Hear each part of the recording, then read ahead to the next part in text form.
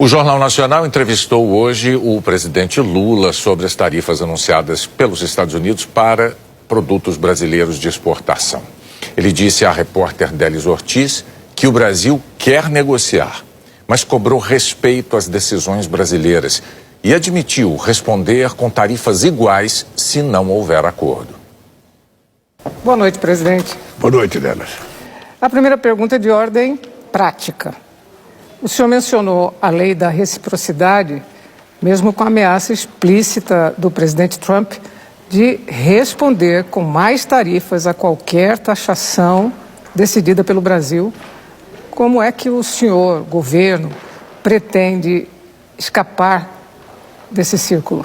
Olha, primeiro é importante levar em conta que há algumas coisas que um ser humano e um governo não podem admitir. É a ingerência de um país na soberania de outro. E mais grave, a intromissão de um presidente de um país no poder judiciário do meu país. É inaceitável que o presidente Trump manda uma carta, sabe, pelo site dele, sabe, e começa dizendo que é preciso, sabe, acabar com as caças bruxas. Isso é inadmissível. Primeiro porque isso aqui tem justiça e a gente está fazendo um processo com direito à presunção de inocência de quem é vítima. Se quem é vítima cometeu um erro, vai ser punido. Aqui no Brasil é punido. A segunda coisa é que é inverossímil o fato pelo qual se aumentou a tarifa. O presidente Trump deve estar muito mal informado, porque nos últimos 15 anos, o déficit para o Brasil é de 410 bilhões de reais entre comércio e tarifas. Portanto, não existe explicação a não ser uma falta de informação e depois tentando atrapalhar uma relação muito virtuosa que o Brasil tem com os Estados Unidos há 200 anos. O que é que eu vou fazer, na verdade? Primeiro, eu não perco a calma e não tomo decisão com 39 graus de febre. O Brasil utilizará a lei da reciprocidade quando necessário. E o Brasil vai tentar, junto ao OMC, com outros países, tentar fazer com que a OMC tome uma posição para saber quem é que está certo ou que está errado. A partir daí, se não houver solução, nós vamos entrar com a reciprocidade já a partir do 1º de agosto, quando ele começa a taxar o Brasil. Nós entendemos que o Brasil é um país que não tem contencioso com ninguém, nós não queremos brigar com ninguém, nós queremos negociar e o que nós queremos é que seja respeitado as decisões brasileiras. Portanto, se ele ficar brincando de taxação, vai ser infinita essa taxação. Nós vamos chegar a milhões e milhões e milhões de % de taxa de coisa. O que o Brasil não aceita é intromissão nas coisas do Brasil. Ele tem o direito de tomar decisão em defesa do país dele, mas com base na verdade. Se alguém orientou ele com uma mentira de que os Estados Unidos é deficitário com o país, mentiu. Porque os Estados Unidos é superavitário na relação comercial com o Brasil. A motivação política desse ataque americano é explícita, né? E Trump critica o julgamento de Jair Bolsonaro e ações no Supremo sobre as plataformas de redes sociais. Mas os ataques de Donald Trump começaram durante o encontro dos BRICS e depois das declarações do senhor em tom de crítico aos Estados Unidos durante o evento. Que papel o senhor atribui às suas declarações nas motivações do presidente americano? Nenhuma. Veja, primeiro, os BRICS é um fórum que ocupa hoje metade da população mundial e quase 30% do PIB mundial. E dentro dos BRICS está países que participam do G20. 10 países dos BRICS participam do G20, aonde o senhor Trump participa. Segunda coisa, nós temos 3 países que foram convidados do G7 agora. 4 países, Brasil, México, África do Sul e Índia. Quarta coisa, o BRICS é um agrupamento de países que trabalha em prol do sul global. Nós cansamos de ser subordinados ao norte. Nós queremos ter independência nas nossas políticas, queremos fazer comércio mais livre e as coisas estão acontecendo de forma maravilhosa. As coisas vão continuar melhorando e nós estamos discutindo, inclusive, a possibilidade de ter uma moeda própria ou, quem sabe, com as moedas de cada país, a gente fazer comércio sem precisar utilizar o dólar. Porque nós não temos a máquina de rodar dólar, só os Estados Unidos que tem. E nós não precisamos, sabe, disso para fazer comércio exterior. Agora, achar que os BRICS é a razão pela qual o Trump ficou nervoso, o Brasil nunca ficou nervoso com a participação do G7, o Brasil nunca ficou nervoso com as coisas que os Estados Unidos faz. Cada país tem soberania de fazer aquilo que quer. Então eu penso que o presidente Trump precisa se cercar de pessoas que o informem corretamente sobre como é virtuosa a relação Brasil-Estados Unidos. O senhor criticou Donald Trump por ingerência em questões que firam a independência das instituições brasileiras, né? Mas o senhor recebeu críticas por visitar a ex-presidente argentina Cristina Kirchner agora, né? Condenada por corrupção e por defender com cartaz a liberdade dela. Como é que o senhor responde a essas acusações de ter interferido nas questões internas de um país soberano, a Argentina? Com muita firmeza. Eu fui visitar a presidenta Cristina com autorização da Justiça Argentina. Eu só fui lá porque a Justiça Argentina decidiu que eu fosse visitar, atendendo um pedido da própria Cristina. Eu fui fazer uma visita humanitária. Eu nunca me preocupei que o Trump recebesse o Bolsonaro ou qualquer pessoa. É direito de cada presidente fazer o que quiser. O que não é direito é um presidente querer dar palpite na decisão de justiça de um país. Aqui no Brasil, a nossa justiça tem autonomia. O Poder Judiciário é um poder autônomo, como é o Legislativo. E aqui a gente obedece regras. O que o presidente Trump tem que saber é que se aqui no Brasil ele tivesse feito o que ele fez, sabe, nos Estados Unidos, com as eleições, ele também estaria sendo processado. E estaria sendo julgado. E se fosse culpado, ele seria preso. É assim que funciona a lei para todo no mundo. Ou seja, nós precisamos aprender a respeitar. Você nunca viu me meter numa decisão de justiça americana. Nunca viu. E o que eu espero é reciprocidade, que ele também não se meta nos problemas brasileiros. Esse ataque americano às exportações brasileiras levantou preocupações enormes nas empresas exportadoras.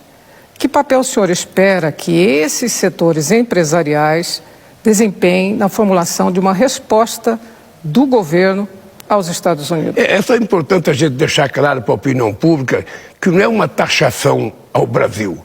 Ele vem taxando todos os países do mundo desde que tomou posse. É um direito dele, mas é um direito dos países reagir. Olha, o que é que eu pretendo fazer? Veja, primeiro eu pretendo reunir todos os empresários que têm exportação para os Estados Unidos. Sobretudo aqueles que têm maior volume de exportação, suco de laranja, aço, sabe? A Embraer, que exporta muito para os Estados Unidos, para conversar, para ver qual é a situação deles. Nós vamos tentar fazer todo o processo de negociação que for possível fazer. O Brasil gosta de negociar, o Brasil não gosta de contencioso. E depois que se esgotar as negociações, o Brasil vai aplicar a lei da reciprocidade. E aí os empresários, eu espero que estejam aliados ao governo brasileiro, porque se existir algum empresário que acha que o governo brasileiro tem que ceder e fazer tudo o que o presidente de outro país quer, sinceramente, esse cidadão não tem, sabe, nenhum orgulho de ser brasileiro. Essa é a hora da gente mostrar que o Brasil quer ser respeitado no mundo. Que o Brasil é um país que não tem contencioso com nenhum país do mundo e que, portanto, a gente não aceita desaforamento contra o Brasil. Aqui para encerrar, presidente, o presidente Donald Trump, ele está na Casa Branca há 7 meses, né? Por que motivo o governo do senhor não fez nenhum movimento para estabelecer contato direto, mais próximo com o governo do nosso segundo maior parceiro comercial? Olha, primeiro eu mandei uma carta dando os parabéns da vitória do Trump. Eu não tenho que conversar com o Trump até agora, não tenho nenhuma razão. Eu imaginei encontrar com o Trump no G7. Quando nós chegamos lá, ele tinha saído. Porque a reunião foi feita num lugar muito escondido, porque o Trump não seria bem recebido no Canadá. Então, quando eu cheguei, eu e os convidados, eu e o primeiro-ministro Modi, a Cláudia, presidenta do México, e o Ramaphosa, presidente da África do Sul, quando nós chegamos lá, o Trump tinha vindo embora na outra noite. Na hora que houver necessidade de conversar com o Trump, eu não tenho nenhum problema de ligar para ele, como eu já liguei para o Clinton, já liguei para o Bush, já liguei para o Obama, já liguei para o Biden. Agora é preciso ter uma razão para ligar. Dois presidentes não ficam ligando para contar piada. Ele, por exemplo, ele poderia ter ligado para o Brasil para dizer da medida que ele vai tomar. Ele poderia, ele não mandou nenhuma carta, nós não recebemos carta. Ele publicou no site dele uma total falta de respeito, que é um comportamento dele com todo mundo. E eu não sou obrigado a aceitar esse comportamento desrespeitoso entre relações de chefe de Estado, entre relações humanas. Educação é bom. E a gente gosta de receber e gosta de dar.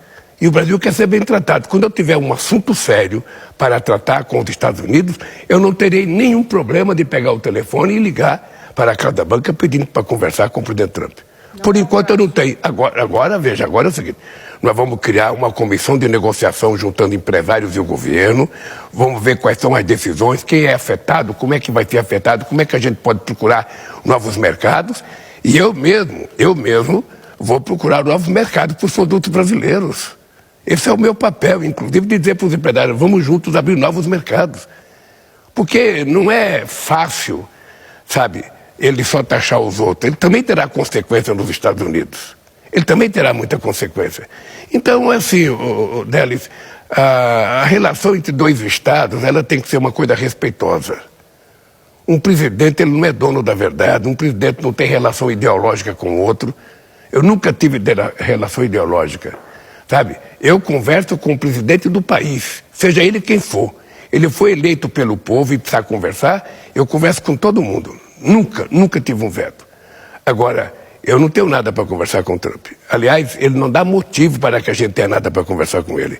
Depois que a gente discutir profundamente o que vai acontecer, sabe, nós temos tempo para discutir, nós temos tempo para conversar, nós temos tempo para ouvir os empresários, nós temos tempo para ouvir a OMC, para ouvir outros países como é que estão acontecendo.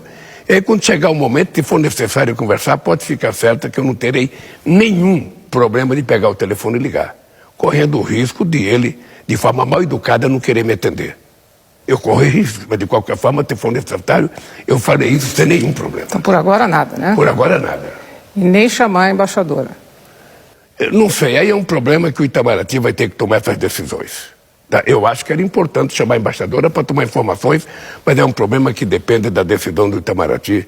Eu acho que o ministro Mauro Vieira saberá cuidar disso.